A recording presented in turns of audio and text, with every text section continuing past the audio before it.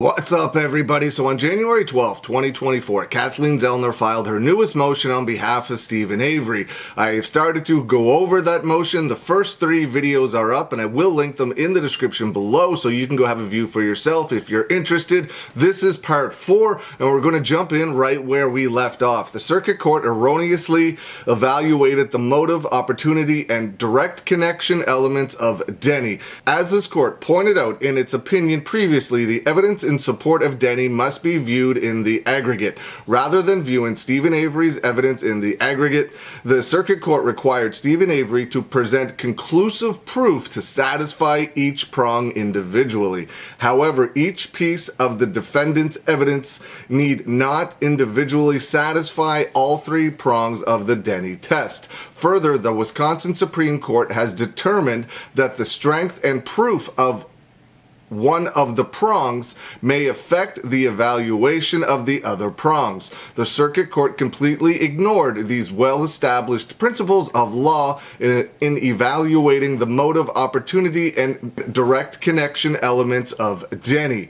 Motive element of Denny. In Stephen Avery's motion for post-conviction relief, he alleged that the motive attributed to Bobby Dassey for Teresa Halbach's murder could have been sexual and provided evidence supporting this, namely the suppressed evidence from a computer that was in Bobby's bedroom. According to his brother Blaine's affidavit, Bobby was the primary user of this computer. Bobby lied to police about the location of the computer, claiming it was in the living room, but the crime scene footage showed it was in his bedroom. The computer was examined and revealed searches highly relevant to the murder of Teresa Halbach, which occurred during times in which the state had been unable to rule out Bobby as having conducted them.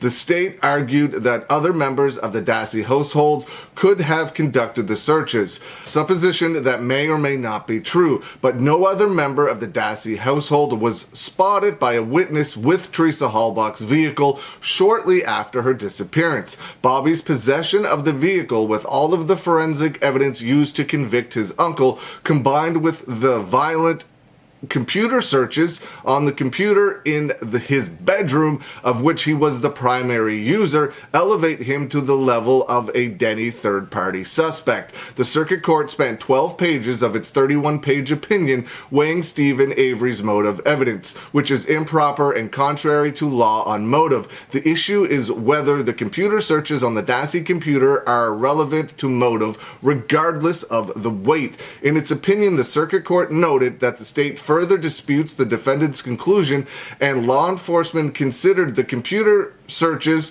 or the sexual assault as a motive for the murder in this matter.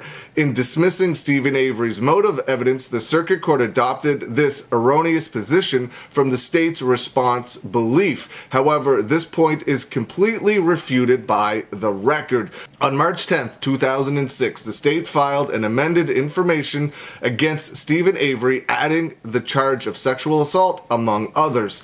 This amended charge was the result of Brendan Dassey's confession on March 1st, 2006. Stephen Avery's trailer and his computer were searched extensively for pornography, and none was found.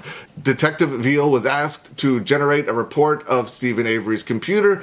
Based on the detective's report, no apparent searches of pornography and or sexual images were made, and no website with apparent sexual and or pornography searches were accessed. In further search for the evidence to support a sexual assault motive, the Dassey computer was seized by law enforcement on April 21st, 2006. In the affidavit for a search warrant for Dassey's computer, Special Agent Thomas Fassbender testified that said computer may contain images, records, and messages which may be relevant to the investigation of the homicide of Teresa Halbach. That information contained on said computer may include evidence of the crimes of homicide, mutilating a corpse, and sexual assault. Again, the Circuit Court misstated the evidence by relying upon the state's misrepresentations that the investigation was not focused on a sexual motive. Law enforcement made great efforts to extract all the pornography from the Dassey computer and even went so far as to have Detective Veal conduct specific word searches related to the murder in an effort to connect the pornography to the murder. The specific search terms were, and it lists them all: body, stab, throat, bullet, DNA, fire, gas, RAV, gun, handcuffed, bondage, blood, tire. The VLCD contains the state's recovered pornography images relevant to the Teresa Halbach murder. On the CD, the detective refined 14,099 images on the 7 DVDs and recovered 1,625 violent pornography images that had been deleted. The CD contains thousands of images of violent pornography, word searches, registry, internet history, Windows history, and all the MSN messages, all of which reveal propensity for sexual violence. Without an evidentiary hearing, it cannot be conclusively established that Bobby was conducting these searches. Yet Stephen Avery provided sufficient evidence concerning the schedule of the occupants of the Dassey residence to eliminate certain individuals who could have had access to the computer from many of the violent pornography searches.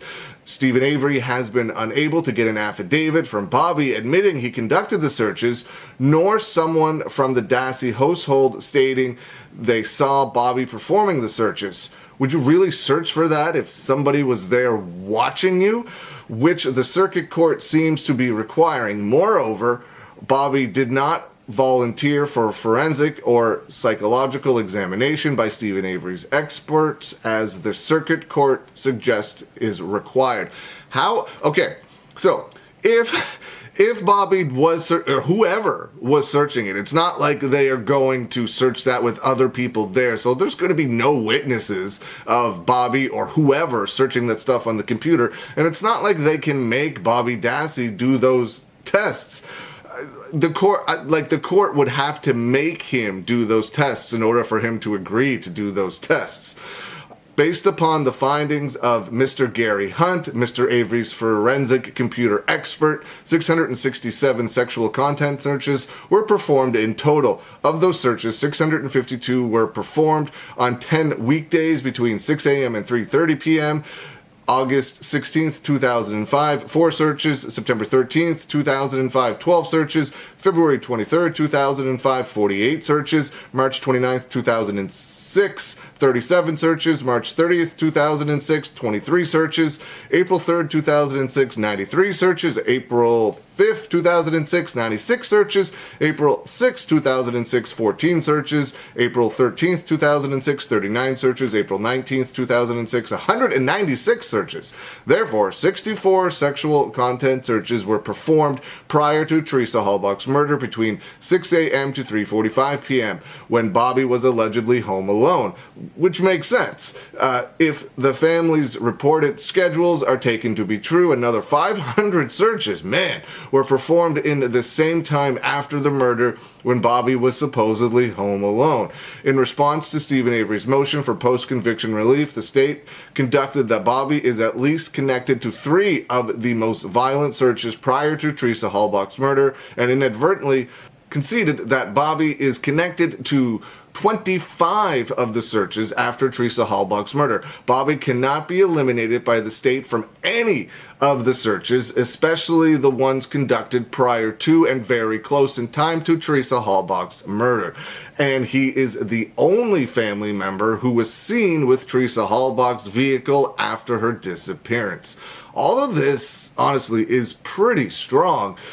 Even if you just take the fact that he was seen with Teresa Halbach's vehicle, the circuit court erroneously concluded that searches done after Teresa Halbach's murder have no weight. However, a conduct of a suspected person after the crime is a legitimate subject for consideration as bearing upon the probability of his guilt. It seems like the judge that made this motion against Stephen Avery last time didn't know any case law in Wisconsin whatsoever, which is extremely strange. Motive can manifest itself after the crime when the perpetrator is revealing and fantasizing about the crime.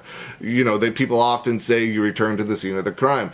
The continued searches for the pornography demonstrate that the motive for this murder was a sexual assault. It is highly significant that the searches for the deceased mutilated young women began after and not before the murder and mutilation of Teresa Halbach. The searches after the murder coincide with the fact that a young woman was murdered and mutilated. The searches before the murder coincide with thousands of images of young women engaging in sexual activity, many unwillingly corroborate a sexual assault motive. The circuit court also completely ignored that Stephen Avery's evidence of the Dassey computer deletions, which infers a consciousness of guilt. Significantly, many of the Dassey computer searches had been deleted, and only some of those were recovered. It stated that Barb allegedly hired someone to remove these images from the computer.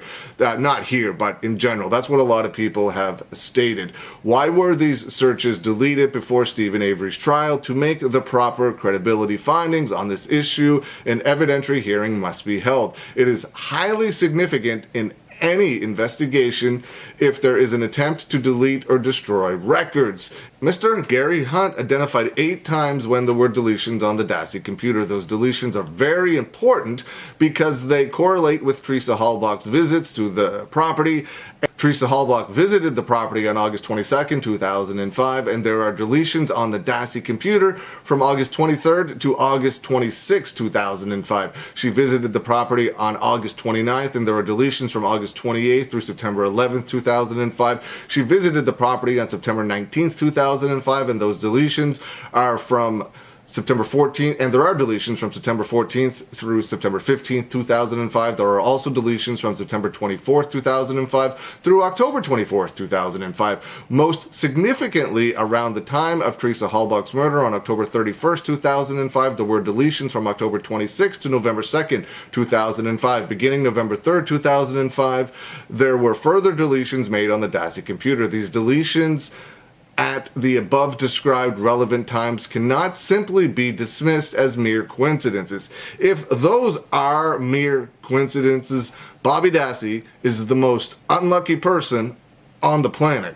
Here, most of the Dassey computer pornography consists of images depicting violence, even race car accidents that show a fascination with death and mutilation. And this trait of Dassey's pornographic consumer is undeniably probative of motive, intent, or plan to commit a vicious murder. Stephen Avery provided the circuit court with specific searches on the Dassey computer of terms such as someone who was shot and searches for gun to the head. There were 8 searches prior to Teresa Halbach's murder on September 17th, 2005 for skeleton, a live skeleton.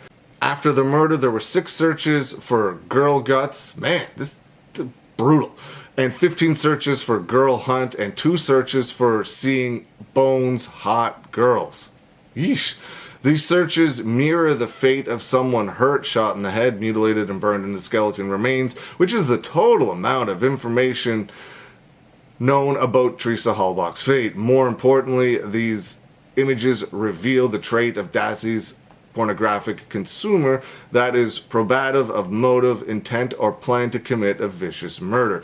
Contrary to the circuit court's view, the proper standard does not require Stephen Avery to establish his evidence of Bobby Dassey's motive with absolute certainty. In fact, this level of certainty has never been required by any court in Wisconsin to satisfy the motive of the element of Denny or any element of Denny analysis for that matter. Under the motive prong, the court can simply question whether the alleged third-party perpetrator had a plausible reason to commit the crime.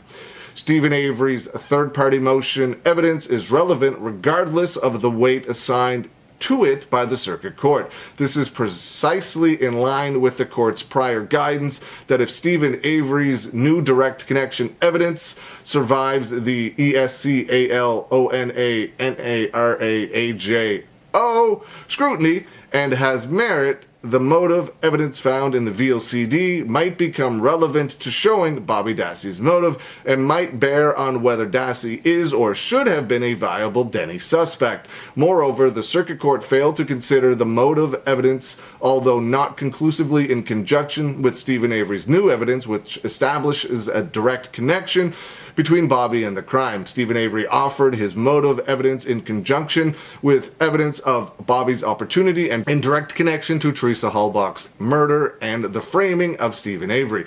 Evidence of motive that would be admissible against a third party were that third party, the defendant, is therefore admissible when offered by a defendant in conjunction with evidence of that third party's opportunity and direct connection.